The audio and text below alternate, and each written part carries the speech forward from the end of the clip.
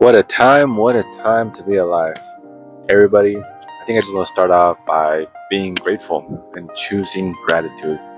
Lately, this summer has started, and in this summertime, I have problems just like everybody else. And for my case right now, it's a little bit of a slam dunk on me. I have an overflow of things that need my attention, right? Not just my marriage and the children, which is just something natural, right? But the job.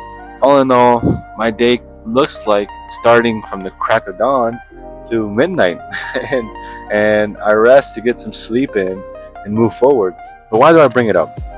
I bring it up because I'm practicing gratitude, even through my own trials, even through me having to overcome and persevere. I think it's kind of funny actually that I have a lot of subject videos about perseverance, gratitude, and joy and overcoming because at least for me in my life, that's the direction that I felt God lead me in to live my life out in. I've had to overcome myself. I've had to overcome environments. I've had to overcome circumstances. And I've had to overcome situations, not by my own strength either. It always has been being led by the Spirit and walking with Christ, right? And being led by God because ultimately God is the one that delivers. I just do my part because I want that deliverance, you know? Like somebody telling you, like, I'll give you a ride if you meet me at over here. Well, I'll go meet you over there and you give me the ride. Let's get out of here.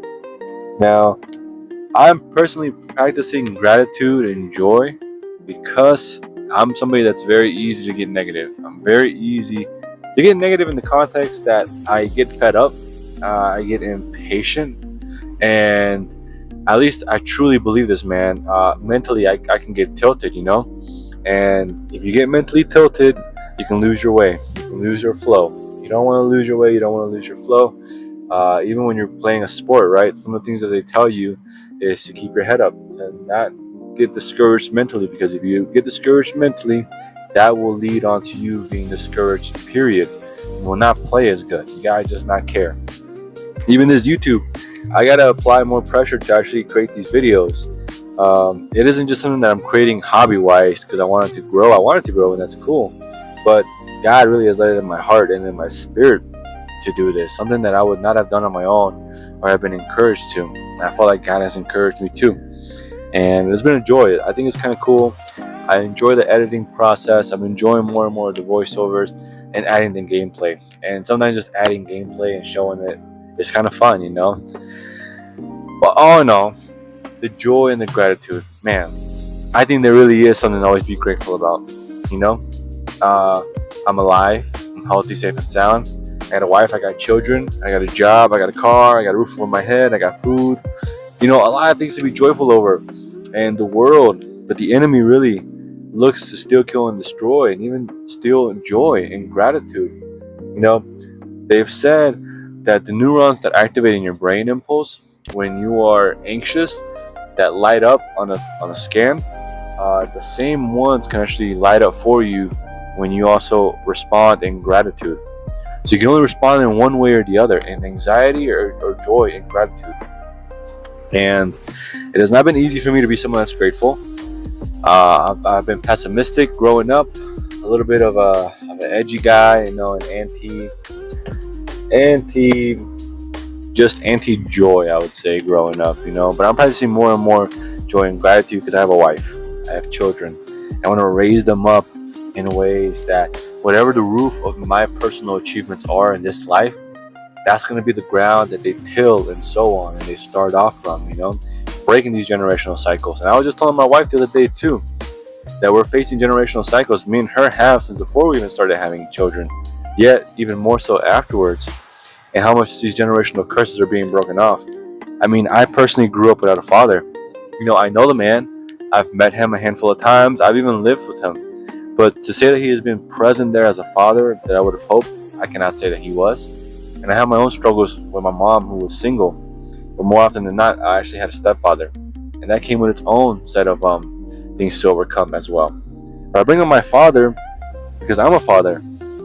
And I think there's a night and day difference to recognize how I grew up and my experience as a child needing a father, and then looking at my children needing a father. And I'm here.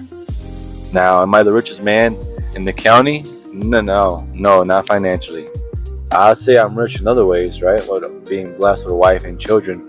But monetarily speaking, I know for sure I'm not the richest. I have seasons where I'm doing really well, and that's a big blessing. But I also have seasons of hardship and tough times, and that's okay. That's normal too. It's part of life. The ebb and flow. But I can sit here and look at my children and see the love and the need, even from small things where they get scared and they call out to me because they want my comfort, or they call out because they want me there present to enjoy something with them. It's a difference. And I feel grateful to say that I get to watch my children grow up with a father. Now, I'm not always perfect, man. Sometimes I'm not always fully present. I'm working on that. I've actually removed myself from using my cell phone so much. So if I'm with my children and with my wife, cell phones are gone. And I'm intentfully watching, I'm intentfully playing, I'm intentfully being. And that's been great. It's been a subtle change because when a baby is a baby, you can kind of get away with, still living however. But I take being a dad serious. I care about it. I take being a husband serious. I care about it too. But God blessed me with that. You know, God says in the word of Proverbs that he who finds a wife finds good favor from the Lord. And when I got married, when I found my wife, we just started dating as boyfriend and girlfriend. We really didn't know better. But God so blessed me. Before I can say honestly, I deserved it because I wasn't even the best boyfriend. I was a pretty bad boyfriend with my wife. Yet I was still blessed. And in this experience of growing up with someone else alongside me, almost going into a decade now, it's been a real blessing because I've seen unconditional love from my wife and then unconditional love from God and how she shows it. And I've struggled with not so much discipline, but correction from authority figures who, did things from a not great heart posture. And sometimes you can recognize those things, but it's different when God is the one correcting you because you can recognize and see it. And I still get frustrated. I still, maybe I'll lash out or vent to my frustrations, but He's there. God is there. He does lead. And He says that it is better to be His child, that gets corrected because a parent that loves his child will correct the child because he wants good for that child. I can attest to that as a father. Sometimes my children want, chocolate cake. And yeah, we have an event. Sure, we'll give you a slice. But we're not just going to have it all the time, And it's a joy when we get to enjoy it. But I can't just sit here and say, I'll let them do it whenever because it's not loving of me. And I care about being a loving father. I care about doing the right things. But it's thanks to God and His Spirit that strengthens me and emboldens me to do those things. And that same Spirit emboldens joy and gratitude as well. Because I find it way easier to find something to complain about rather than finding something to be joyful over. But these days, I'm more concerned about finding something to rejoice over. Because as a man thinks, so he is. And I want to think gratitude and joy so that it naturally flows out in joy and gratitude. So, hope this commentary helps, man. And you check out and see that you can taste and see that the Lord is good. Because the best way to taste something is to try it for yourself. And if you give it a shot, you read the Bible, you see what God is about, what Jesus is about, you can have your own experience on that and go from there. So, hope this helps, man. Take it easy. Goodbye.